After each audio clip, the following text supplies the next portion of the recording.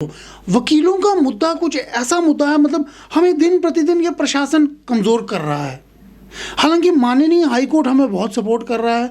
Pandemic के अंदर young lawyers की मैं बात करूं तो हमें पैसा बेशक कम मिला, मगर something is better than nothing. बदतर है, करप्शन पीक पे है।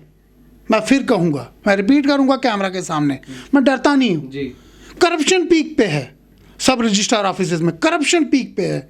इस करप्शन से हमारी आवाम को, हमारे सिस्टम को निजात दिलानी है। मोदी जी, आप बातें तो करते हैं करप्शन, मगर सब रजिस्ट्रार ऑफिसेज में देखिए करप्शन कितनी है। लोगों को नून में नुक्ता निकाला जाता है सेल डीड्स और डॉक्यूमेंट्स के अंदर, और उनकी सेल डीड रिजेक्ट की जाती है। उनको कहा जाता है आप कल आइए, परसों आइए, डेट लेके आइए। मसला कुछ नहीं है, मसला है इसका। कुछ क्लर्क्स हैं वहाँ, कुछ स्टाफ है वहाँ, और इवन कि मैं ये भी कहूँगा कुछ आला अधिकारी भी है वहाँ पे। हम बचपन में एक गेम खेलते थे, नीतीश जी आप भी हमारे हम उम्र, अकड़ पकड़ बम्बे वो, तो शायद वो सारी कंप्लेनेंट्स के नाम लिखे अकड़ पकड़ बम्बे वो खेलते हैं, और जो 100 पे निकला धागा चोर निकल के भागा, या वैसी कोई स्कीम है तो वैसे ही कंप्लेनेंट्स को और उनकी कंप्लेंटों को उठाया जाता है। Lawyers are the opinion makers in the society, मगर आज दृश्य पूरा उल्टा है। मैं तब भी पैदल था, आज भी पैदल हूँ। तो आपको एक मज़े की बात बता दूं, आपकी ऑफिस के बाहर पहुंच के मेरी बाइक का तेल ख़त्म हो गया, मेरी बाइक नीचे लगी है और मैंने पहले बोतल में इसके लिए तेल लेने जाना है। अच्छा। ये मेरी प्रेजेंट फाइनेंशियल स्टेटस है, मगर संघर्ष का मार्ग हम कभी नहीं छोड़ेंगे।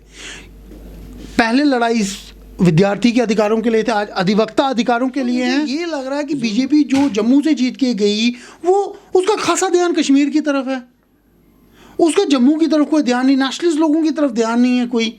और ये सबसे बड़ी बात है, होम मिनिस्टर का जम्मू कश्मीर में होते हुए हिम्मत देखो एंटी नेशनल लोगों की।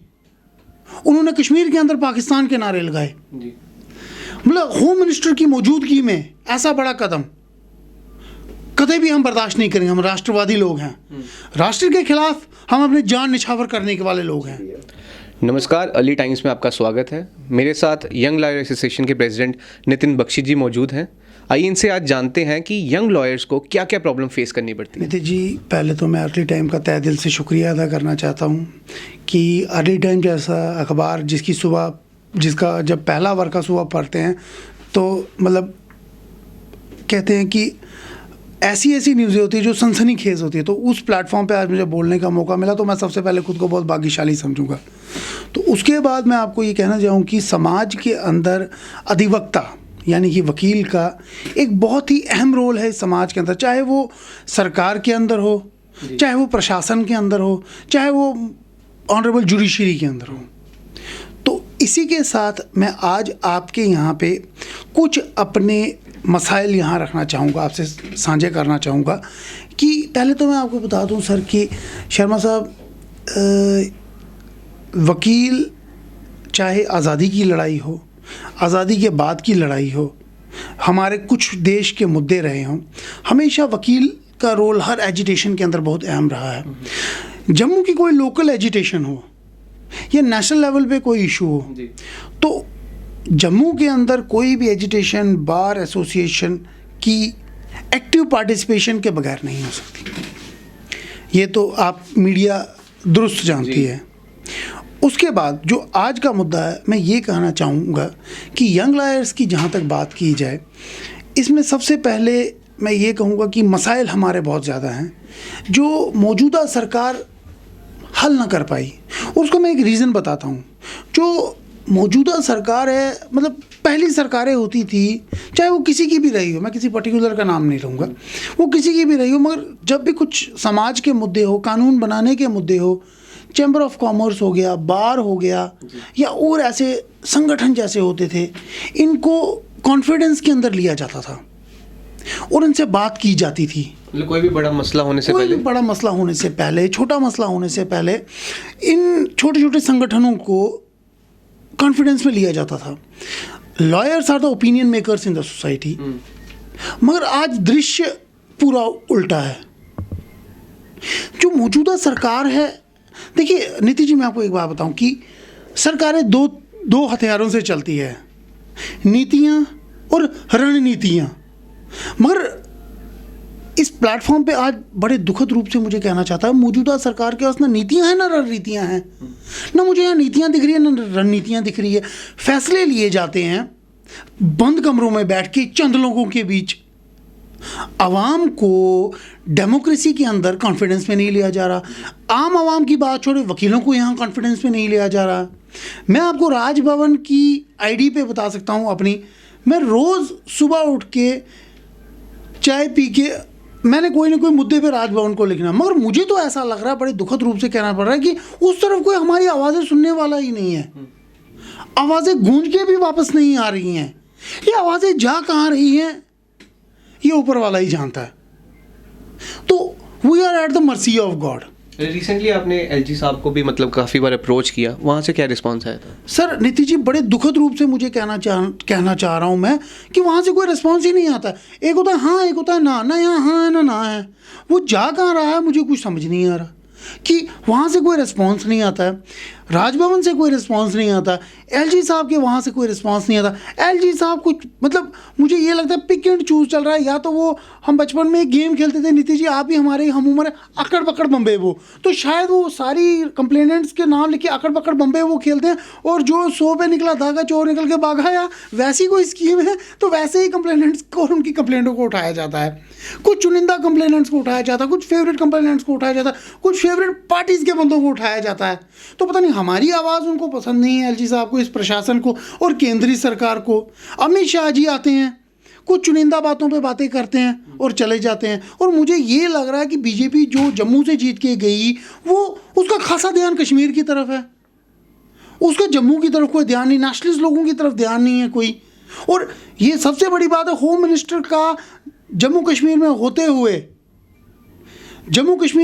हुए हिम्मत देखो एंटी नेशनल लोगों की। उन्होंने कश्मीर के अंदर पाकिस्तान के नारे लगाए। मतलब होम मिनिस्टर की मौजूदगी में ऐसा बड़ा कदम कभी भी हम बर्दाश्त नहीं करेंगे। हम राष्ट्रवादी लोग हैं, राष्ट्र के खिलाफ हम अपने जान निछावर करने के वाले लोग हैं, तो हम इस चीज़ को कतई बर्दाश्त नहीं करेंगे। अब नीति जी, मैं वकीलों की बात करूं तो वकीलों का मुद्दा कुछ ऐसा मुद्दा है, मतलब हमें दिन प्रतिदिन ये प्रशासन कमज़ोर कर रहा है। हालांकि माननीय हाई कोर्ट हमें बहुत सपोर्ट कर रहा है। पैंडेमिक के अंदर यंग लॉयर्स की मैं बात करूं तो हमें पैसा बेशक कम मिला, मगर something is better than nothing. तो सरकारों ने कोई आपकी मदद की? नहीं, सरकारों ने तो कोई मदद नहीं की। ये कोविड का टाइम था, काफ़ी मतलब सबकी कमर टूट गई इसमें। लॉयर्स की क्या मदद की गई इसमें? लॉयर्स की इसमें कुछ, मैं कहता हूं कि माननीय हाई कोर्ट को एलजी प्रशासन की तरफ से 1 करोड़ रुपया दिया गया, और हमारे जम्मू कश्मीर में इस टाइम 20,000 से 30,000 वकील है। अगर वो सब अप्लाई करते तो शायद 1-1 रुपया भी कुछ किसी के हासिल नहीं आता इस महंगाई के अंदर, जहाँ 1,000 रुपये का सिलेंडर है। तो मतलब वो देना ना देने के बराबर है। ये सरकार ने रजिस्ट्रार जनरल साहब ऑनरेबल जो हमारे हाई कोर्ट के, उनके खाते में डाला।